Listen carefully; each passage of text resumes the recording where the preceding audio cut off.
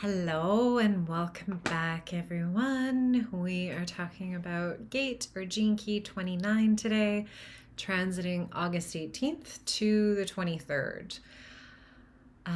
Just a reminder below, if you want to sign up for my newsletter, you can download the heart energetic visualization, and you can listen to my podcast too, that you can find on Spotify and Apple, where I talk about magic. Gate 29. This is in my unconscious Mercury, so it's another personal one here. I'm going to share. So it was last week's. Gate 29 is in the sacral and it connects to the G center through gate 46. And this is collective sensing circuitry and is the channel of discovery. Quantum language, it's called the gate of devotion. Traditional language, it's called perseverance. And the I Ching is called the abysmal. As we're highlighting this transit, remember, if you don't have this active, you're going to get a flavor of this, and it's an opportunity for you to understand this archetypal energy that runs through the world.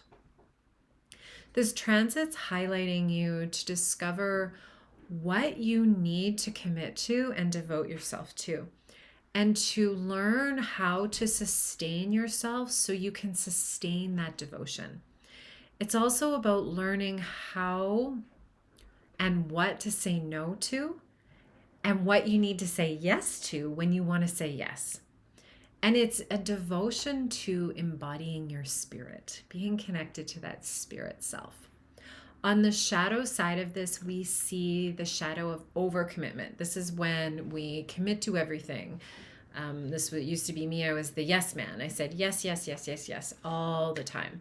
And so when that happens, you don't know when enough is enough, or you don't know when to let go of something. This can also play out in committing to things when it's not the right time. There's an internal click that happens when things are in right timing. And it's this level of art that you feel that it's like, okay, now's the time.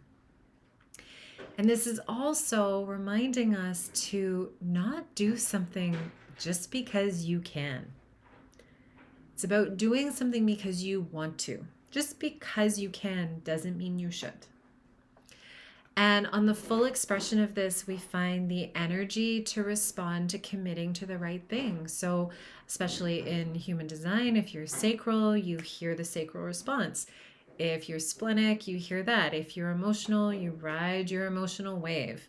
If you're a manifestor, you tap into that inner pulse, right? And it's about knowing that your perseverance and determination, so committing to something, is what changes the world. Your devotion to something or someone impacts the direction of your life. When we don't have devotion, we quit too soon, or we don't commit to the right thing, which impacts the direction of your life.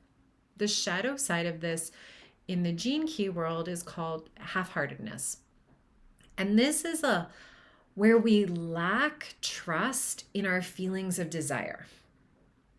So if we don't truly desire something, we don't bring our full energy into it, whether that's a relationship or a job or a practice.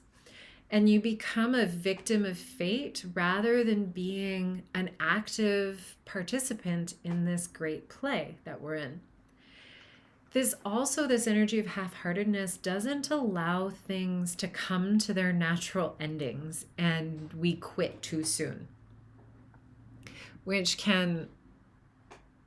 where the shadow plays out, where it may throw us into these challenging situations to kind of see how committed are you. Commitment means that you're going to stay in something even when it gets fucking hard. You're going to stay there. And so when the shadow's playing out, it kind of like we bump up against it and it's like, okay, did we do this? Is this what we're going to do?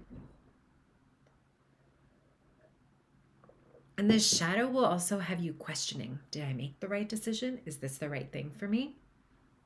And we'll see this play out in one of two ways: overcommitting where you keep commitments no matter what. I used to do this in relationship all the time. I committed, therefore I'm in forever, even when it was not good. And that becomes a problem because we're overcommitting, and so we can't recognize when a natural cycle comes to a close. And when we are staying in this overcommitment, we become a victim to other people and what they choose when they choose the cycle to end. This also comes through as being unreliable.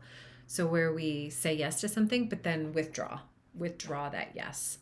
And so there's no follow through or action in the cycle with confidence, which gets you stuck in this loop of saying you want to do something and then withdrawing. And then you're stuck in this questioning place. Did I make the right decision?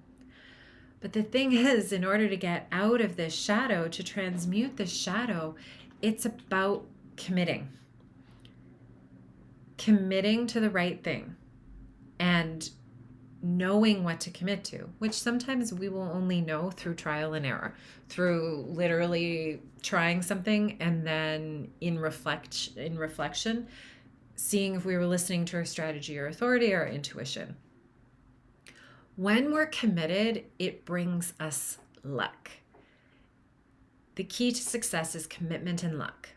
Without commitment, you don't bring luck. So when we choose to commit to the right things, that commitment is something that flows through you like trust. It's not really something that can be taught. And it's not something that you should do. Commitment is something that you feel at the center of your core and you know that it's right. Even when it gets hard, you're going to do it. And I experienced this with my yoga practice, my Ashtanga yoga practice, which I started in 2011. And it's only recently that I've stopped practicing Ashtanga. And it was a long cycle of about a decade. And I loved my commitment to my Ashtanga practice. It changed so much of my mind and helped me find peace and work through anxiety. What I was noticing near the end was that the fire, I wasn't fiery about it anymore. I could still see the benefit of it, but something was waning. And then it's been in about about 3 or 4 months now that I've found another practice that I feel as committed to as I did to my Ashtanga practice.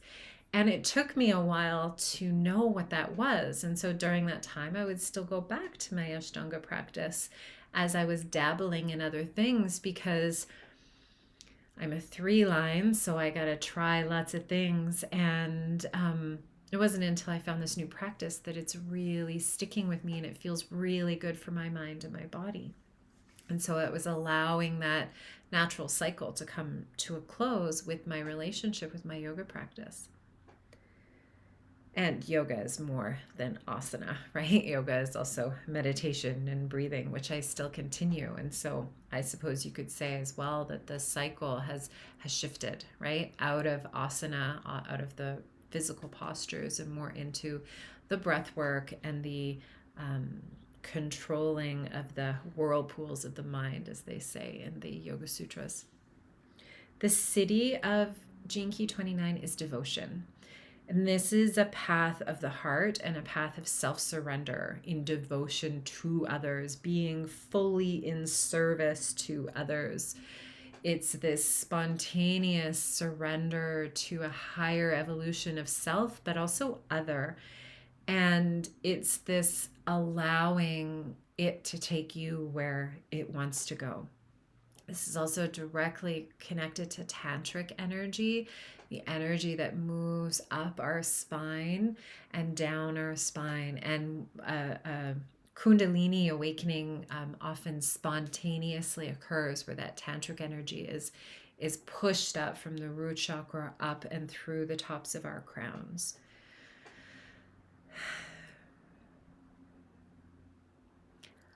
I hope that was helpful today.